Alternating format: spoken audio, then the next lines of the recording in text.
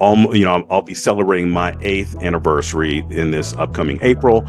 And, my wife is also a lawyer.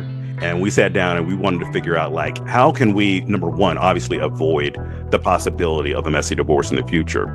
But I am a big believer that setting up your finances in a correct way can decrease the chances that you'll get divorced in the first place. And I know a lot of people here, a prenup can actually help my marriage itself. Yes, hang with me here. And so what we said is, one, we're going to have continuing obligations to be transparent about our finances throughout the marriage. So we literally wrote into our prenup this annual meeting that we're going to sit down, we'll disclose all of our finances with each other. That's number one. Welcome, everybody, back to another exciting show of the About That Water podcast, where we help you build strong financial habits. And today I have the awesome opportunity to interview a guy who's been a divorce attorney for many years, and to the point where he's been married now for 13 years. But can you think about what he's actually going to talk about today? We're talking about prenups. And this is something that a lot of people are afraid to talk about. So welcome to the show, Aaron Thomas. How you doing today? I'm doing great. Thanks for having me. Excited to be here. Awesome. So when it comes to prenups and everything like that, what are the dangers of not having a prenup? Well, I like to say that everybody actually has a prenup. I mean, if we back up and start with, what is a prenup to begin with? A prenup is really just a set of rules that defines your rights and responsibilities to each other, both during and after the marriage. We think about it mainly being financial, but it can go outside of finances too. But, and if that is how we define a prenup, the rules that pertain to your finances during and after your marriage, the truth is everybody's got a prenup. You either have one that you have drafted yourself and chosen the rules, or by getting married, you are accepting the rules of the state that you happen to live in. And so the big danger of not having a prenup when you get married is, most people haven't read the default prenup that their state puts in place, and you're subject to those rules, whether you like it or not. And unfortunately, most people don't figure out what those rules are until they are sitting in the office of a divorce lawyer. And that's kind of a shame, because you think, oh yeah, we're going to live together forever, and everybody don't know what they want to do until they get into that situation, just like let life happen. And how do you even bring up that conversation of a prenup when you just got engaged? Yeah, I mean, I think that a prenup conversation should be part of a much larger conversation about your finances that hopefully is happening long before you ever get married. When I try to advise people on how to have the conversation about a prenup, I tell people that, one of the worst ideas you can do is start with the word prenup, right? I mean, let's be honest here. I mean, I write prenups for a living, mm-hmm. But even I can admit that the word comes with a certain amount of stigma, and people have preconceived notions about what a prenup is, what it means for your relationship, whether it means that you trust your spouse or your fiance or not. And so it's probably not the best idea to just walk up to your partner and say, "Hey, babe, I want a prenup." Right. The conversation has to start way before that. Probably the first place to start, I think, is getting, all of your finances out on the table with your fiance. And honestly, this should happen during the dating process. You shouldn't have to wait till you're married before kind of what your spouse's or your partner's assets look like, what their debts look like. And maybe more importantly than those two things is, what are your financial habits?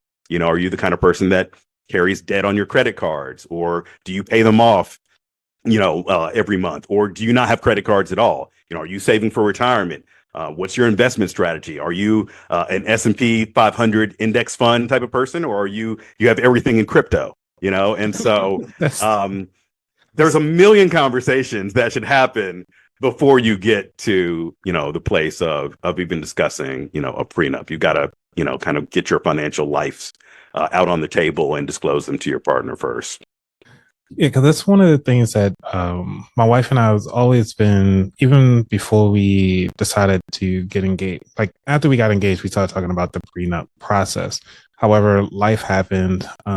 We did a whole episode on this already, which is like her dad had passed away just shortly 2 months after we got married.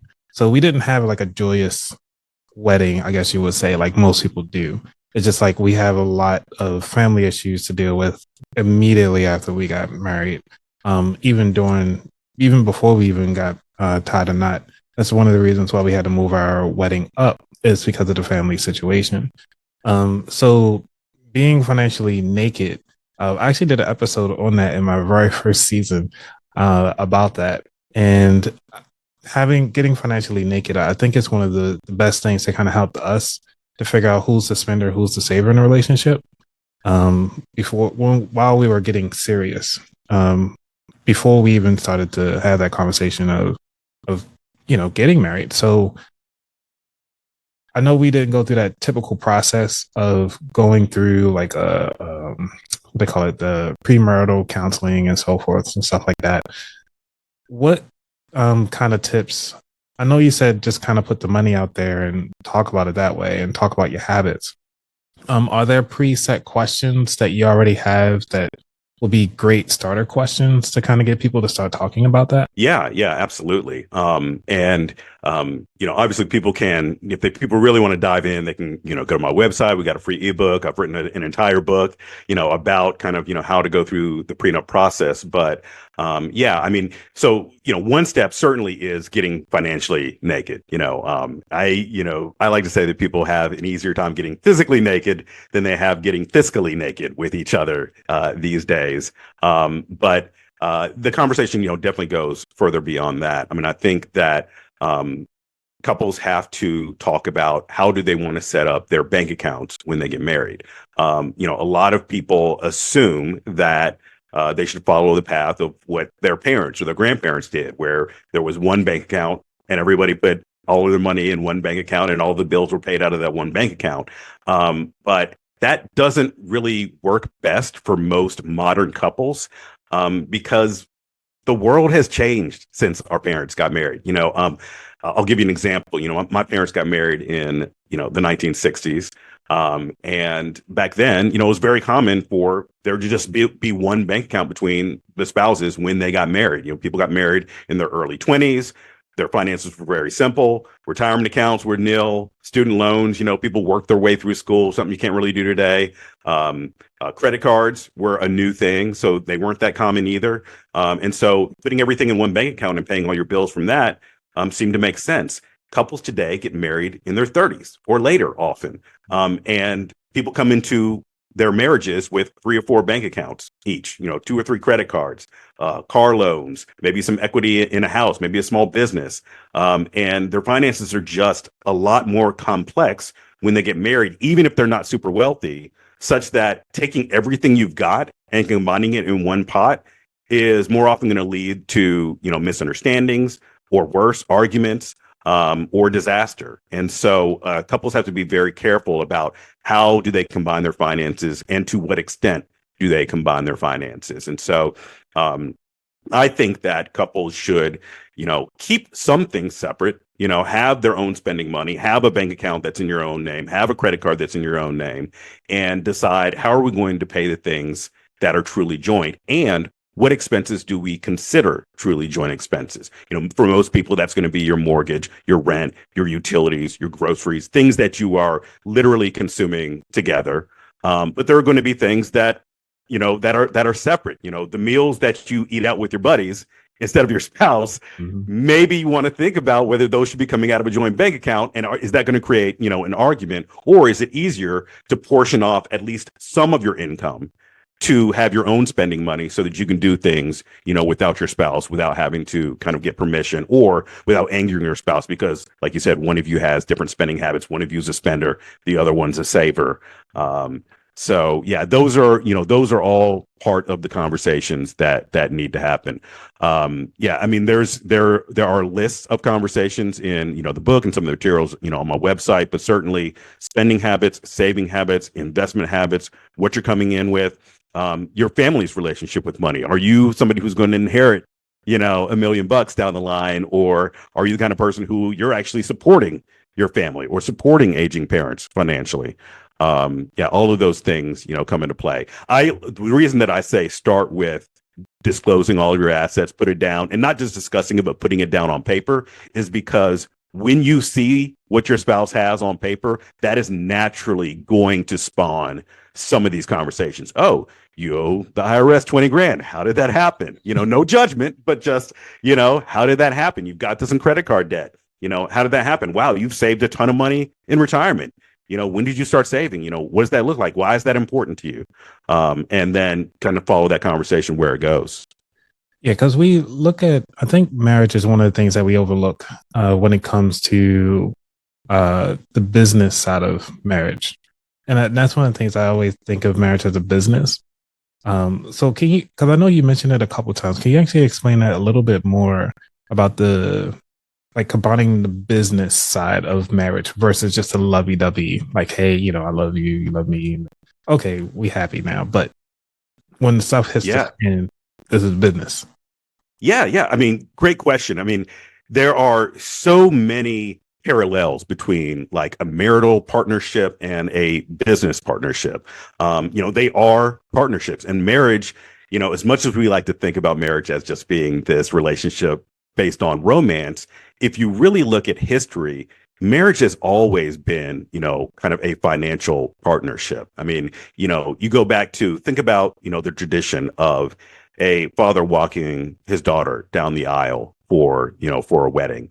And in our minds, we think of it as this really romantic, moment. It's traditional. A lot of people don't really know where it comes from. But the truth is, what that signifies is the transfer of financial responsibility from father of the household to the husband of a household, because that was the history of it. Now that doesn't match our reality today. Now, today it doesn't necessarily mean that tradition comes from the transference of financial responsibility from father to man of a household. And there's always been financial elements related to marriage. I mean, there's a reason that you go to a courthouse and not just to a priest to get your marriage, consecrated. It's because it is a legal and financial relationship. And so, the way that I look at it is this: if you were to enter into a business partnership with somebody else, would you ever say, we'll just figure out who owns what percentage of the business if this business breaks up down the line? No, of course no one would do that. You're going to get someone, you're going to put something down on paper and say, if anything happens to this business, obviously we want this business to be successful. But if anything happens, here's how much you own, here's how much you own. And while we're running the business, these are your responsibilities. These are my responsibilities. And if we're going to do that for a business, shouldn't we do that for our marriages as well, which is probably way more important than any business, endeavor that we get into? We should talk about, what are your expectations? What are our rights and responsibilities? What are my financial obligations to the relationship? What are yours? How are we going to pay for our expenses? And yes, if something happens down the road, I mean, can we agree what belongs to you, what belongs to me, and what belongs to each other? Won't that help us during the marriage itself to get clear about, what our rights are to the different assets and debts, who's responsible for the different debts, regardless of whose name these different things are in? And so, that is one aspect of it. And I like to go a step further. I think that there are things that we can take from businesses and apply them to our marriages. So, for example, me and my wife, we have what we call the annual shareholders meeting in our household, where we sit down once a year on a minimum. Some people do it quarterly, and kind of lay out, these are the books, the same way that a shareholders meeting in a company would lay out, here's what the finances, of the business look like, or the stock price, here's the assets, here's the debt, here's the balance sheet, the profit and loss. You can do that in your household as well. Here are our assets, here's our debts, here's what the cash flow is looking like. Here's what we have left over every month, or here's what we owe every month. Are you accumulating debt, or are you paying off debt? Are you accumulating assets, or are they shrinking? And having that kind of transparency is good for your relationship. The same way that staying on top of the finances of a business can be good for a business. As a divorce lawyer, I cannot tell you how many times I had couples come into my office and they've been married for 10, 20 years and they don't know what their spouse makes. They don't know what they own. They don't know whether there's a mortgage on the house or not.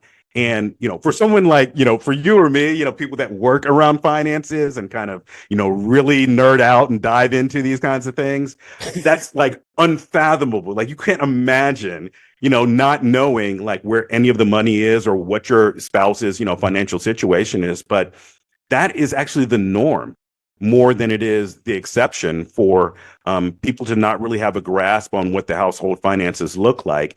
And that leaves people feeling insecure. They don't know where they stand. Are we doing well? Are we not doing well? And financial infidelity can break up just as many marriages as like sexual infidelity does. I mean, it is such a huge, is so important that I don't think that we can like leave it up to chance. And so, yes, if it means that we're going to treat part of our relationship as a business, as much as some people, recoil from that, it's something that we've got to do. Yeah, because you're actually hitting on one of the second segment here, which is talking about the strategies on like what strategies should people, at least what are your top 3 strategies that you see that people who have successful divorces, and in a sense, I know it's not bad or something like that, but the divorce process obviously is a big moneymaker for a lot of lawyers because they can extend it as long as they need to. Hence, the prenups are like it drops a bucket into when it comes to the price of how expensive a divorce can go through. But to have a nice, successful, clean breakup, say if they didn't have a prenup, what would that look like in the courtroom? Yeah, probably the biggest things. I mean, when I think about trying to avoid a messy divorce, I am reverse engineering my way out of what are the most common arguments that make things super expensive, super messy, or make the divorce take a really long time.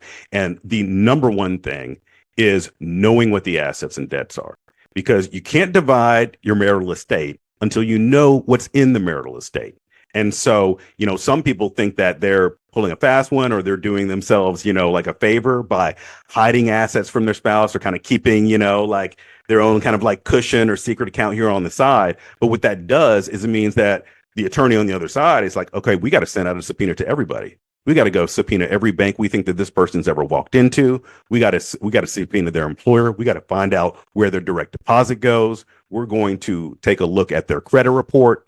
They're going to demand that be turned over in discovery.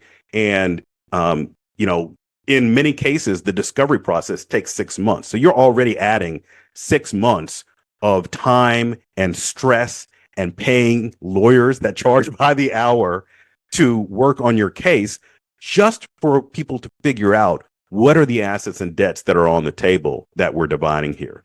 And then step 2 is what is part of the marital estate and what is part of your separate property, right? And states have definitions as to how these things are defined. But the general rule is what you came into your marriage with is considered your separate property. And what you accumulate during the course of the marriage is considered your marital property. And your marital property is up for division. Whether it's in your name, whether it's in your spouse's name. A lot of people think that they're keeping their assets separate just because they keep things in separate names, and they should know that the court is not going to honor kind of your informal separation of your finances unless you have it written in an agreement. Court doesn't care if something's in your name. They don't care if it's in your spouse's name. If you accumulated assets in a retirement account in your name during the marriage, that is up for division if you get divorced. And a lot of people sat them off and say, what do you mean she wants half of my retirement? What do you mean he wants half of the house that I paid the mortgage for the past 10 years? And I have to explain to them that the court doesn't care about what you set up or what your arrangement or whose name is on the title of these assets. Anything that was accumulated during the course of the marriage is considered marital property. And by the way, the assets that you came in with, your separate property, if you contributed anything to those separate assets during the marriage, guess what? You commingled those assets. And so that retirement account that you had 50 grand in on the day that you got married, if you contributed $1 after the date of marriage, that's now commingled.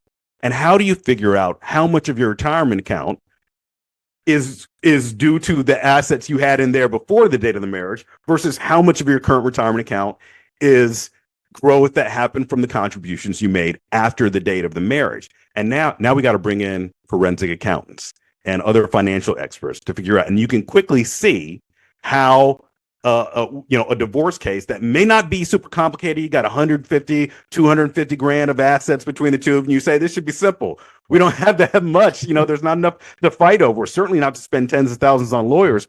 But very quickly, you can see how all of a sudden there's a ton of things in dispute in an average divorce case, and it doesn't have to be that way if you can sit down with your partner and say, what's mine, what's yours, and what's ours. And a lot of people do it very simply. They say, let's agree that anything that's in my name, whether it's an asset or a debt, belongs to me. Mm-hmm. Anything that's in your name, whether it's an asset or a debt, belongs to you. And anything that we choose to put in joint names, we're 50-50 on that. Our house and our joint bank account, we're going to split that 50-50, and everything else we kind of keep separate. But the court's not going to honor that unless you put it into an official legal document. Man, all right, because my mind is going so many places right now, because I was just thinking about that. I was like, because I actually have a retirement account that I started with a job, one of the first retirement accounts I ever started. And I never transferred it to another bank when I switched jobs and stuff like that. Now that I'm married and trying to move it, and it was like, oh, we need your wife's signature. I was like, but I accumulated this myself. This was way before we even got married. Why I got to bring her into this? And it was like, well, you're married now. I was like, come on. Like, I didn't contribute anything additional, and now I have to deal with this. That makes up so much. Like, that put all the pieces together for me now on why I can't move the money on my own. Sucks.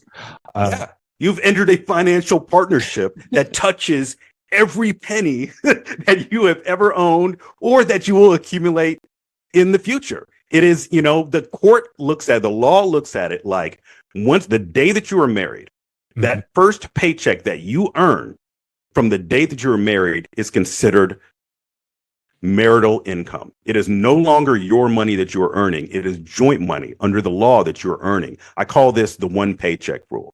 And that means that the first paycheck that you get after the date of the marriage is considered marital property. And everything that paycheck touches now is considered either marital property or it's been commingled if it was separate property. So you take that first paycheck, you put a little bit in your checking, a little bit in your savings, a little bit to pay down your credit card, a little bit on the mortgage of the house you owned prior to marriage, a little bit on your car note, a little bit goes in your retirement.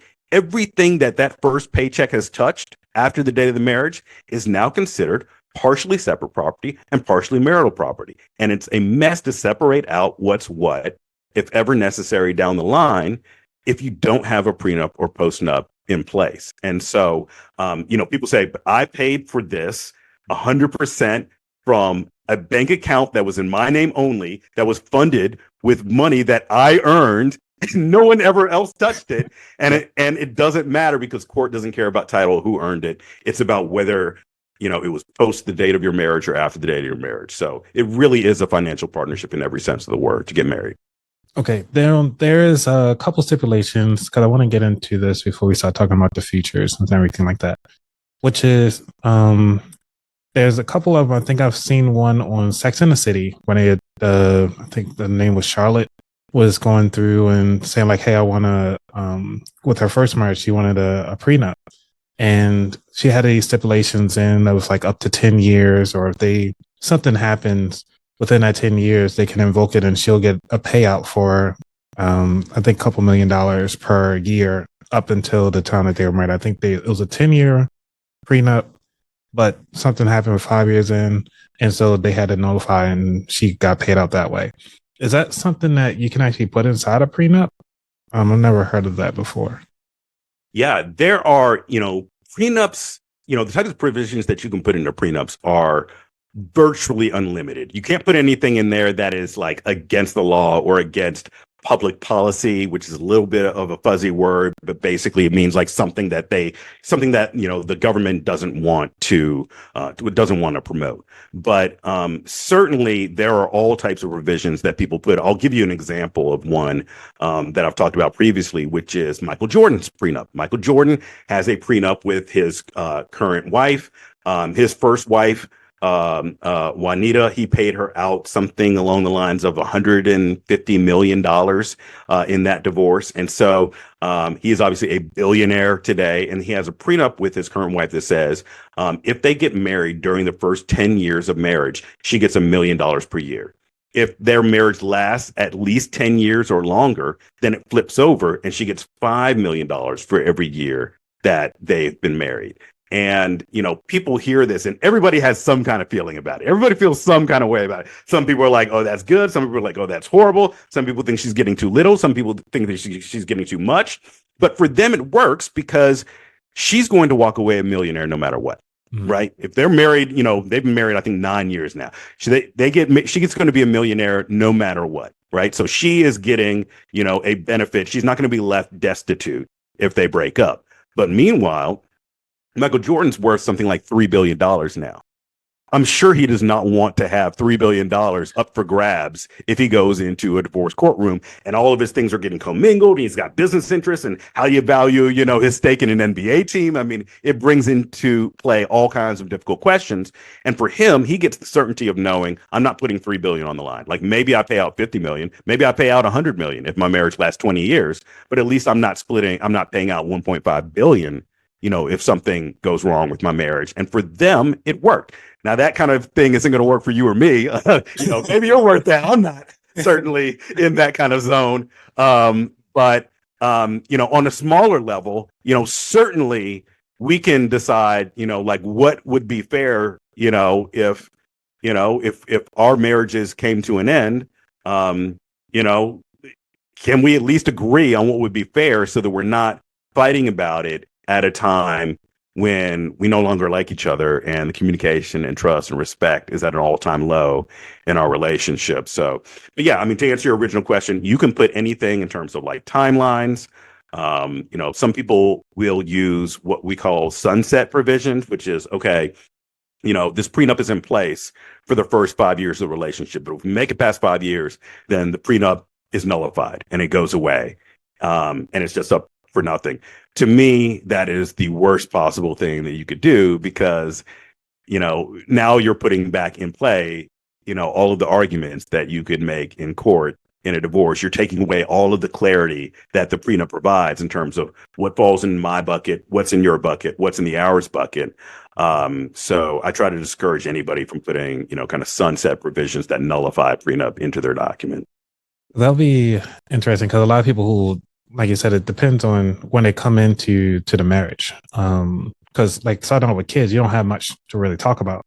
So planning a prenup, like say it's somebody who's getting married and they're like 20, 25 or something like that. Like they just got their first job or second job at this point, and like they getting married and having a discussion with their parents and so forth. And like, hey, what do you think about a prenup, postnup, getting other people involved? How do you feel about having those boundaries of getting the parents involved inside a grown-up decision, if that makes sense?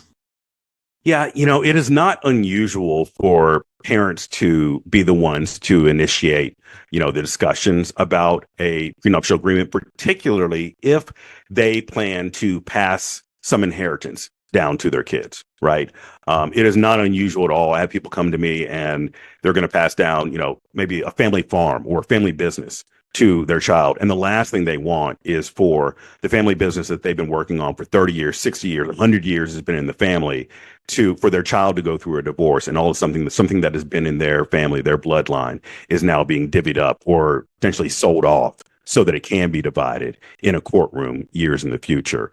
So I think, the intentions of parents can be good, but ultimately they're going to have to leave that negotiation, on some of the finer points up to their children. A lot of parents will take that tack. They'll say, okay, anything that I'm passing down to you, I want to make sure that stays separate property, that it goes to you, that it goes to your grandchildren and your great grandchildren after that. But whatever the two of you accumulate during your marriage due to your assets, that should be up to to the couple itself, right? You don't want parents coming in and, you can pay for the lawyer, but after that, you probably want to have some more hands off and make sure that it is the couple. They're the ones that are going to have to be married. And right. So they should be the ones that are making the decision and determining what their financial relationship is going to look like. Okay, so as I'm queuing up things that to make sure you have in your prenup or even a postnup, inheritance, dealing with your personal assets, dealing with your together assets, and then I think that should be it. Because when I'm saying you, meaning like both parties, like they should have their own assets. Wow. Okay. And then any other provision as far as if you want to do the 5 year, the 10 year, or 15, whatever you want to have in there, it's growth as a unit. Am I getting it all right? Yeah, I mean, I would go a few steps further than that. Oh. So one other thing that I think that all couples should discuss when it comes to their prenup. A lot of people think that a prenup is, really just outlining what happens if you get divorced. When I really started getting into prenups is, when I got married. It was almost, I'll be celebrating my 8th anniversary in this upcoming April. And, my wife is also a lawyer. And we sat down and we wanted to figure out, like, how can we, number one, obviously avoid the possibility of a messy divorce in the future. But I am a big believer that setting up your finances in a correct way can decrease the chances that you'll get divorced in the first place. And I know a lot of people here, a prenup can actually help my marriage itself. Yes, hang with me here. And so what we said is, one, we're going to have continuing obligations to be transparent about our finances throughout the marriage. So we literally wrote into our prenup this annual meeting that we're going to sit down, we'll disclose all of our finances with each other. That's number one. Number two, when in my divorce work, I saw that a lot of couples argue about each other's spending. Right. And so, we attack that in two different ways. One is we put all of our money into the joint bank account, but we each get an allowance that comes into an allowance or an allotment, if you will, that goes into our separate bank accounts that we can spend without any oversight of the other spouse. And that way, the joint bank account is only used for paying what we have agreed ahead of time, our joint expenses, mortgage, utilities, the groceries, our eating out bill, our travel together, those kinds of things, our kids' expenses. And then our separate accounts, we can do whatever we want with it without any oversight. So that's number two. Number three is we agree that anything that we spend from the joint account over $500, we've got to discuss it with each other before we spend it. We wrote that into our agreement. And I've done people who they say anything over $200. We're going to discuss. I had one couple who said anything over $10,000, we have to discuss. Anything under 10 grand, you can swipe the credit card. This was a professional athlete, but anything under 10 grand, Yeah, I was about to say like, without discussion.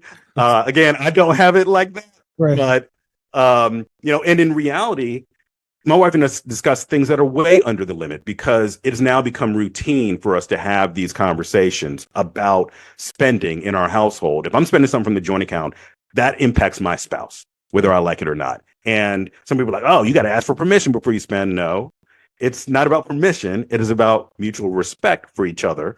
And we're going to discuss things that impact each other, whether it's financial or non-financial. It bleeds out into other parts of our relationships because we have built up this habit about discussing things that impact the other person. So those are a few things. Another thing that I saw in my divorce work is that when one spouse wants to go to counseling, marriage counseling, the other spouse isn't interested, and they say, you go to counseling, you need it, I'm not going. And then that spouse says, okay, let's do counseling. And the first spouse is giving up on the marriage. And so my wife and I decided ahead of time that if either one of us wanted to go to counseling, we're doing counseling, no questions asked. And we wrote a provision into our agreement that a lot of my clients like and include in their prenups as well, that says either spouse once a year can trigger this provision, and you got to go to 3 marriage counseling sessions. And you can trigger that once per year. Either spouse can do it. And if either spouse wants to file for divorce or end the relationship, then you got to go to 6 or 8 counseling sessions or 10 counseling sessions, what have you, before you can file for divorce. And that way, you're giving yourself the best opportunity of allowing your marriage to succeed and work on problems before they, blow up into relationship ending disasters. And then we go beyond that. If you go through those 6, 8, 10 counseling sessions and you still don't want to stay married, then you've got to go to mediation, and you've got to try to work out any issues, with alimony, division of assets, custody, child support, anything that you haven't addressed already in your prenup. You got to try to work those out in mediation before you can go to a court. I mean, basically what you want to do is you want to set up a prenup that makes it as unlikely as possible that you'll get divorced in the first place. But if you do, unfortunately, go through divorce, you want it to be as clean, you want it to be as inexpensive, you want it to be as short and as amicable as possible. And the current legal system is not set up to help you do that. But you can do those things in a prenup by kind of putting some of these, roadblocks in place. Sometimes that counseling isn't to save the marriage. Sometimes that counseling takes the form of, how are we going to co-parent our children effectively?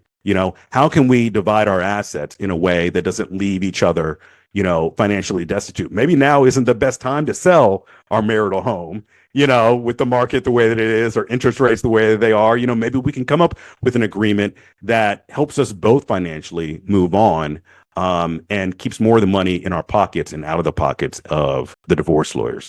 And I say that as someone who has made money being a divorce lawyer himself. But I certainly don't want to give my money to divorce lawyers, and most of the clients that I work with don't want to do that either. Man, yeah, because I interviewed a forensic accountant, because I'm glad that you mentioned that, who was saying this, like, sometimes she does get hired, and I've seen a couple court cases where she had to actually present some of the findings and so forth. So, and her price isn't cheap. And I'm looking at the price of your prenup process that you have on your website, and I'm like, this is amazing. I don't want to say the price now because I'm sure it's going to fluctuate throughout the years, as episode is going to live forever. So that's why I'm going to ask you all the questions now, because I want to make sure that the audience is actually getting everything that they need from this. And so the very last question about the whole prenup and postnup process is, when do you actually invoke the nuptial? And is there a cost associated with it? Or do you just show up to the court and say, like, hey, I want to invoke my divorce? Yeah. So, in an ideal situation, you are basically filing what I call an uncontested divorce if you have a prenup in place, meaning the prenup has already laid out all the terms of the finances. Now, what a prenup cannot do, a prenup can cover anything that has to do with the division of assets and debts and alimony. A prenup cannot cover anything that has to do with child custody or child support. If you do not have kids, then your prenup is the same thing as your divorce settlement agreement. And a lawyer should be able to take your prenup, turn it into a divorce agreement. You guys sign it. And when you file for divorce, you're filing the settlement agreement at the same time. I call it grand opening, grand closing. You don't ever show up. You usually don't have to show up in court. They file the paperwork. You stamp it. You wait for the judge to give the signature, and you're divorced without ever paying exorbitant lawyers' fees or setting foot in a courtroom. That isn't the ideal situation. Wow. If you have kids, hopefully you're going to mediation. You come up with a parenting plan. You calculate the child support. Same thing. Uncontested divorce. You file it. The filing fees are, a few $100, but it's not anywhere near the tens of thousands of dollars that the average contested divorce case costs.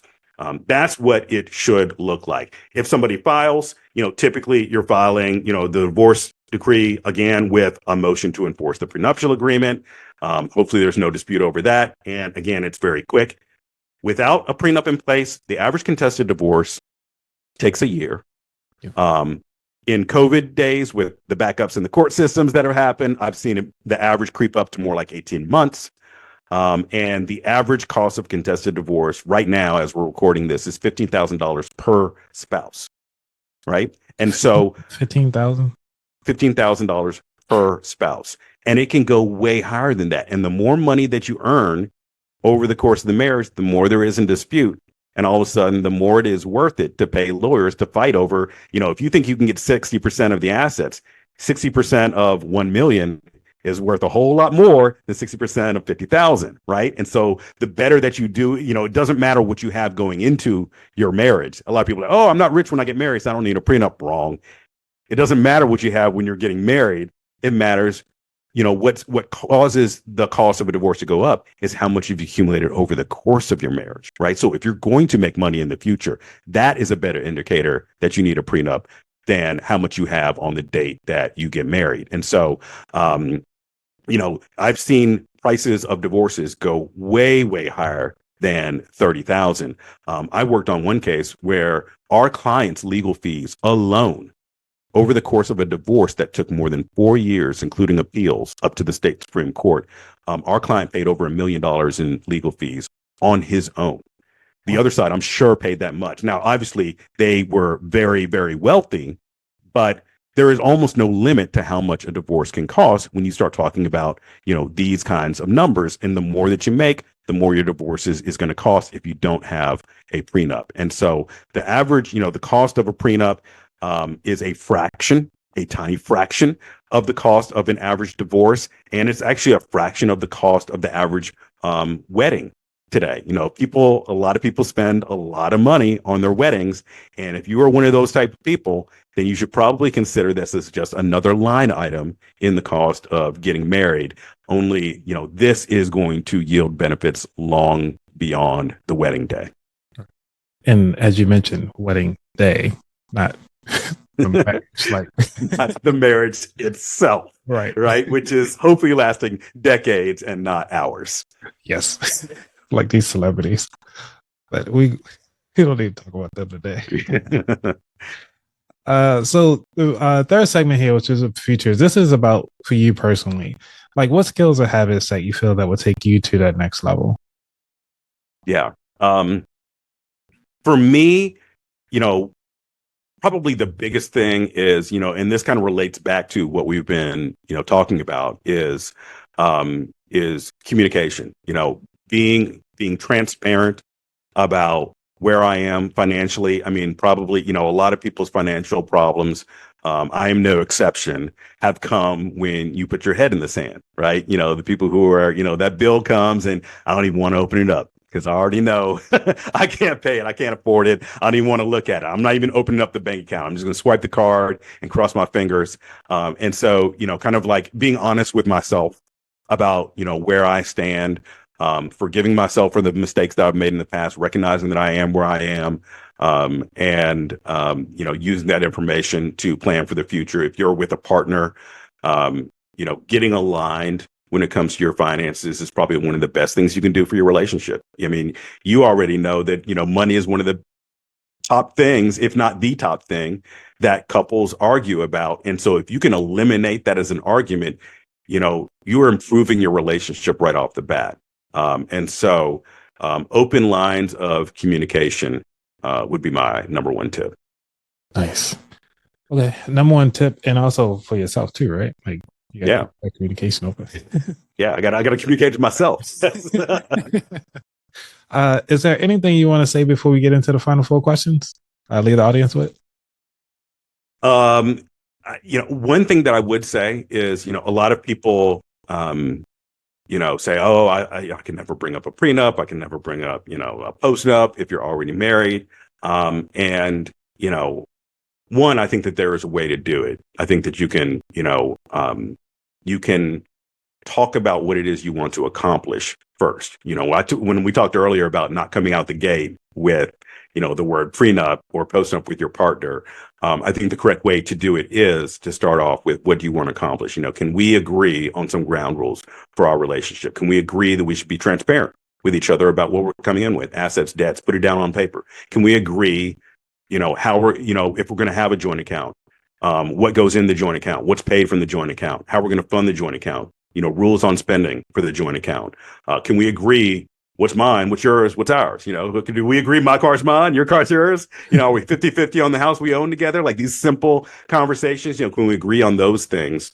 And, yes, can we agree on, what would be fair if the relationship came to an end? Not everyone lasts forever.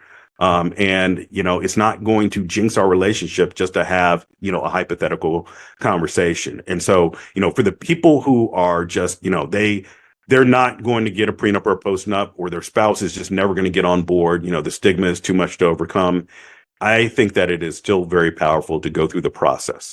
Go through the process of what a couple would do. Have the conversations, even if you never put anything on paper, it's still going to benefit your relationship to disclose your assets and debts to each other, to have these conversations, to have an annual meeting about the state of your household finances. And to have the conversation, be mature and talk about, what would happen if your marriage came to an end.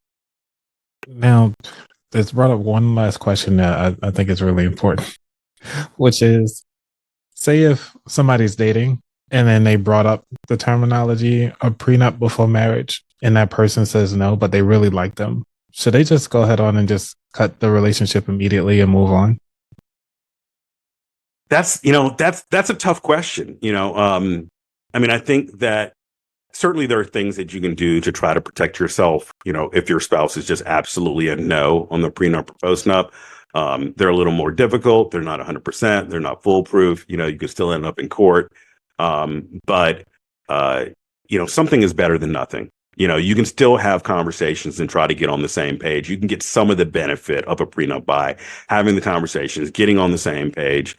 And I think it's a process. Somebody may not, the first time you bring it up, there may be an absolute no.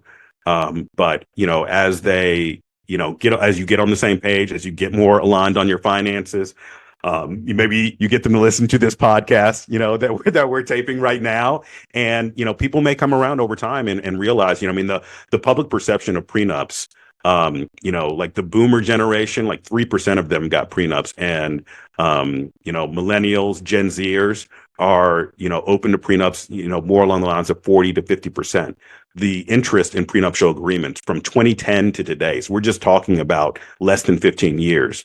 Yeah. The interest in prenups has gone up fivefold, 500% during that time. So the public perception really is shifting. So, would I say break up over, like disagreement over prenup postnup? Maybe not. I mean, I would hang in there. Like I said, these are conversations that should take place over the course of years, not hours. So yeah, that's my opinion. All right. Thank you for that one. All right. Final 4 questions. You ready? Let's go. All right. Number 1, what does wealth mean to you? Ooh, yeah. To me, wealth means freedom. There's certainly not a dollar amount or, an asset amount. Wealth to me, could be a small number if your needs are low. It could be a large number if your needs and desires are high. But to me, it is freedom to do the things that I want to do, to have my family live the kind of life that we want to live, without fear and anxiety. Number 2, what was your worst money mistake? This could be an episode by itself, but luckily it was early in life. I remember being a freshman in college on campus, and these people set up these tables outside the university center, and they were giving away free money. I mean, credit cards. And, I signed up for a few during a time when I had very little income and very little ability to pay them off, and, ran up some credit card debt that turns out they expect you to pay that back eventually, even if it's been years. So, luckily I learned that lesson, in college. So I was able to kind of, correct things in my post-college years, but kind of, not knowing how to use credit will probably be my biggest money mistake. Right. Number 3, what is your favorite financial or non-financial book? Yeah. Even the non-financial books that I like still have principles, and things that teach me something about how to deal with my finances. A couple that come to mind are Discipline is Destiny. It's a more recent book by Ryan Holiday, and it's kind of based on Stoic principles. But certainly discipline, is something that can benefit both your life and your finances. And then another favorite of mine would be Essentialism by Greg McKeown. And it is kind of, talking about, eliminating the extraneous things in life so that you can focus on the things that are most important in your life. Certainly, there are parallels to that with your finances, kind of the idea that, you cut expenses in areas that you don't care about so that, you can spend on the things that really are truly important to you. So those are 2 that I'd like to promote. Yeah, those are 2 new books that I haven't heard on this show yet. So I'll definitely make sure I put those in the show notes.